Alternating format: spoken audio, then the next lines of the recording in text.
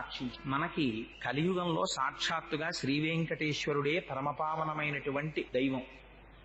వెంకటేశ్వరుణ్ణి తెలియనటువంటి వారు, వెంకటేశ్వరుడి యొక్క దర్శనం చెయ్యని వారు, ఏడుకొండలు ఎక్కని వారు ఎవరు ఉండరు. తెలుగువారి ఇలవేలుపువై అంటారు మహానుభావులు. అందుకని అందున తెలుగువారికి వెంకటాచలపతి, ఆ వెంకటరమణుడు అంటే ఉండేటటువంటి భక్తి మరింత ప్రసిద్ధం.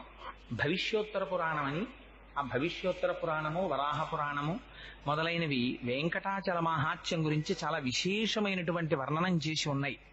అసలు ఆ కొండ పేరే చాలా చిత్రమైనటువంటి పేరు. ఆ కొండ పేరు పెట్టడమే వెంకటాచలము అని పేరు పెట్టారు. ఎంత ఆశ్చర్యకరమైన విషయం అంటే, అన్నారు అజాయమానో బహుధా విజాయతి. అసలు పరమేశ్వరుడికి జన్మనెత్తవలసిన అవసరం ఎక్కడుంది? ఆయనేం మనలా కర్మ చేసిన వాడు కాడు. మనలా కర్మ ఫలితాన్ని అనుభవించడానికి పాంచభౌతికమైనటువంటి శరీరం